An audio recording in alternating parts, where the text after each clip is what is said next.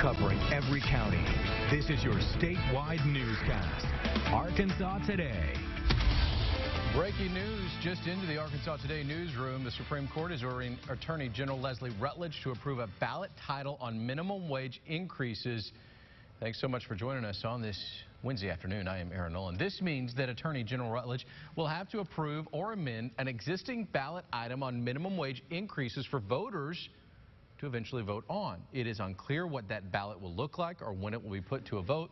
Minimum wage in Arkansas currently sits at $8.50. And more breaking news this afternoon. The ACLU of Arkansas has filed a lawsuit in federal court challenging the Ten Commandments monument at the state capitol. Now, the suit claims the monument violates the First Amendment guaranteeing religious liberty.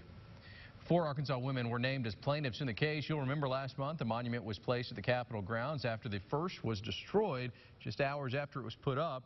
Here's what a couple of visitors at the Capitol had to say about the monument when we spoke to them last month. Thou shalt have no other God before you. That's right. That's it. If you do that, then everything else will fall in place. I don't need a book telling me how to live my life, or a people.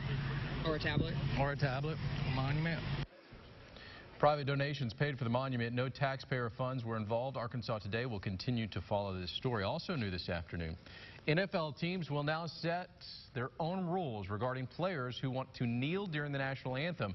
Now, football player owners decided today there will also be an option for players to remain in the locker room while the anthem is played. Instead of a league-wide rule, it will be up to each team to decide whether there would be discipline for a player protesting during the national anthem. Should a player protest on the sideline, the NFL can fine a team, but cannot fine the player. We are your local election headquarters. It was a busy evening here at Arkansas Today. Incumbent Asa Hutchinson wins the Republican nomination for governor in Tuesday's primary election. He got nearly 70% of the vote. The governor went into last night feeling confident, and it paid off. Now, he did receive an endorsement from the president. Hutchinson believes his primary win is a victory for the future of the state's Republican Party. I believe that the voters chose a hope and optimism future for our party, and that we don't have to be negative. We can look at what we've accomplished. We follow the principles of our party. Now, in the Democratic primary, Jared Henderson beat Letitia Sanders, so it will be Henderson versus Governor Asa Hutchinson in November. Governor Asa Hutchinson's opponent in the primary was Jan Morgan. She conceded just before 9 o'clock last night at a watch party in Hot Springs, but despite that loss, Morgan is still claiming a victory. She says her grassroots campaign made more people pay attention to state government as for supporting the governor in November. She's saying, well, not quite yet. I am not prepared to endorse Asa. You know, the governor would have to prove to me that he's actually going to follow through with some of the conservative things that he's been saying on the campaign trail. Morgan has said previously she would not run for political office again. She did say she will be a citizen advocate, and this is not the last time you have heard from her. For the first time, Arkansas voters were required to show their ID at the polls. Most precincts reported they had no major issues with that process. Several voters said they were happy to see the added security. One man said he wants to see the state do more to make IDs accessible. To me, it's almost a necessity. Some kind of identification needs to be obtained before anyone votes. What bothers me the most is that we don't have a program to take care of those who have a difficulty getting an ID. The Election Commission tells us there were a few voters in Pulaski County who refused to show their ID. For those who did not have one, they were given a provisional ballot, but they will have to bring an ID to the county clerk by next Monday for their vote to be counted. The Democratic Party did file a lawsuit yesterday, which failed. This after Democrats could not vote for the first 3 hours of regular voting at the England Rec Center. The chairman says when voters showed up at 7:30, the machines were not set up.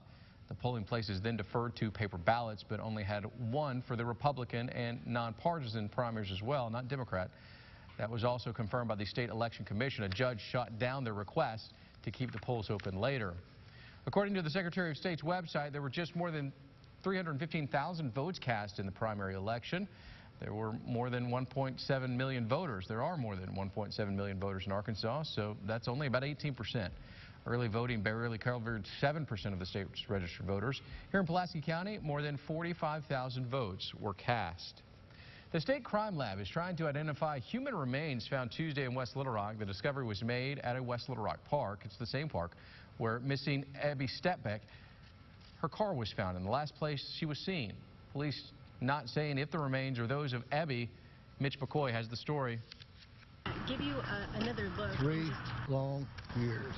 Guy Hooper, the security guard who found missing girl Abby Statbeck's car 3 years ago, tells me it has been a difficult day. When I got the call about what they had possibly found, it hit me real hard. Little Rock Police cold case investigators and the FBI spent Tuesday digging up this drainage pipe where police say the human remains were found. It was probably within 100 yards where that young lady lay, or whoever it is was down there. Police say it's too soon to know if the remains are those of Abby, who was 18 when she disappeared in October of 2015. Oh, if I can explain the level of powerlessness. It was this month, 1 year ago, Abby's parents told me they thought they would never see their daughter again. The biggest fear is that we will never know. LRPD tells me cold case detective Tommy Hudson had a hunch he pursued, leading investigators to the drainage pipes. Detective Hudson also telling me 1 year ago the case had the potential of being a homicide. I believe there's somebody out there that's in her circle, in her social media circle, that may know what happened to her and hasn't come forward for whatever reason. I have a lot of questions with no answers yet. While police await the medical examiner's results, Guy says he doesn't know how to feel. We think, we hope for closure. The other way, we hope it's not. But then we still don't have answers. All right, Mitch, thank you. Arkansas Today has followed this case over the last 2.5 years since Abby was missing. You can find full coverage on our website. A jury finds a Conway doctor not guilty of sexual assault after 8 hours of deliberation. Dr. Robert Rook faced 16 sexual assault charges. Rook was found not guilty on 8 of them, and the other 8 were declared a mistrial. Today, the prosecuting attorney on the case said although he respects the members of the jury, he disagrees with their determination and will take the next few days to talk to the victims and decide how to move forward.